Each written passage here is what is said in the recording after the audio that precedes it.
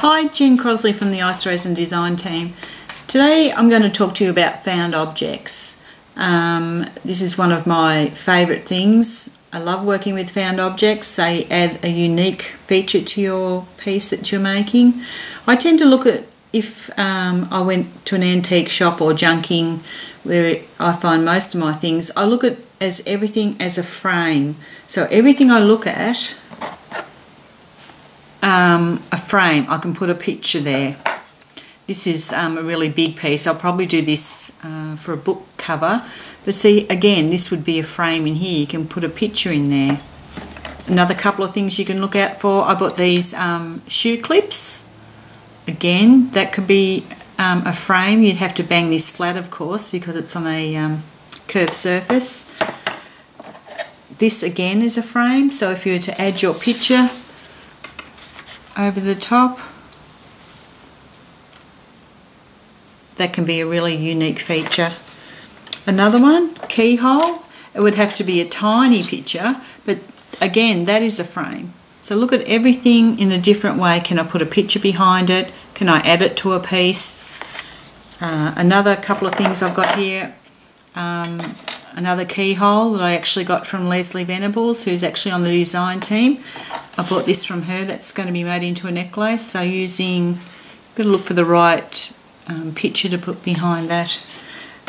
Also some old mesh brass jewellery findings I found in New York. You can use belt buckles, and this is actually a belt buckle off a leather belt. So this, I would be thinking of putting a picture here and using that, the found object. So I'm going to show you like how you would try and make a piece using one of these mother of pearl buckles that I found.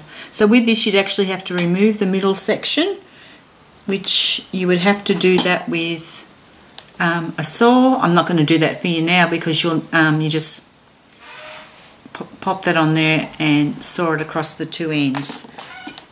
So what you'll end up with is this, with the bit already removed from it. With this here as well, you'll notice that when you've removed a section, we've actually got, I don't know whether you can quite see that, a little nick where you've actually cut that middle piece out of. So with that, you would just get a file and just file that flat, or you could even use a sanding wheel on the end of your Dremel, but you'd have to go really slowly just to take that little notch out from there. So this is actually the base of doing a frame for a piece I'm thinking of doing. Another thing you can do, we have to drill into our found object pieces. Sometimes it's easy to see where you can make a hole. Other pieces are not so easy. With this one, obviously, I'm going to drill 4 holes. With something like this, you could actually hide and not have to drill a hole. You could just put 2 nuts in there, so you wouldn't have to drill holes in that one. This one here, you could also use, instead of drilling a hole, you can buy these really cool Euro punches that punch the holes already into your piece. So we'll just pretend we're putting one here and just wobble that backwards and forwards to get that off, and that's made your hole there already. So you can use some materials, you can use like a punch if it's a thin metal, and other things you'll have to use will be your drill. This is my flexi shaft, but you can use a hand drill, cordless drill, but this is my flexi shaft, which I just love. So I'll just move these out of the way for you. Now with the frame, I've already marked, I'm going to put 4 holes in here. So we're just going to, I've got my safety glasses on, I'm holding this really tightly and just popping the drill there, and we just go slowly through. So I've got it all ready, and you can see it's starting to drill through, and you'll soon feel it hit the wood, and then we're back up, and that's that one done. Just remember when you're drilling anything plastic to take the swarf, as it's called, off the drill, otherwise that'll heat onto your drill and it won't drill as well. So remember, when that starts to come off, just with your fingers, just wipe it off obviously when you're not using the drill, and keep that nice and clean.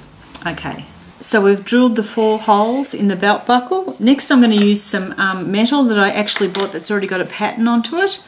I've already pre-cut this to shape, but all it was, I just put it onto the metal, marked it with a little hand scribe or something that's going to scratch it, and I just cut it to fit the shape. If I put that on there, obviously it stands out too bright. So what I'd like to do with anything with a found object, you want to make it look consistent as you can. So this is my patina I actually keep in a little container. I've given that a light sand, and I'm just going to pop that in there, and it'll start to go a nice browny colour. But you want to keep it consistent, so that's why I want this to look old, that's going to match everything else that I've done. So after this is aged up, I won't keep you waiting too long, we'll pull that out of the solution, pop it into some water and bicarb, just rinse that off, and I'll just wipe it with a bit of paper towel at the moment. Okay, so that's that bit done. We'll just move this out of the way.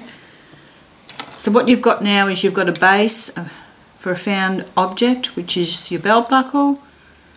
We're just going to add, I'm just going to put some screws in there to show you how we connect that together, cold connections. Now after you've drilled the 4 holes in your found object piece, you're going to pop it on top of the metal. And you're not going to drill all the 4 holes through the metal at the same time.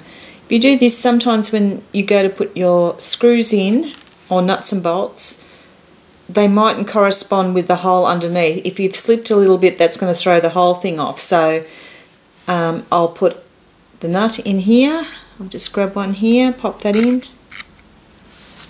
Then I'll proceed to hold that down and drill a hole through onto the metal here, put the nut in.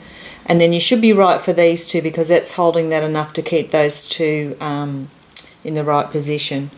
But this is how you just work with found objects. You can turn them into something really unique. They don't have to always look as a frame. You could put a found object key or anything in the middle of that as well. So just experiment. If you want to see more, go to www.iceresin.com. Thank you. Bye.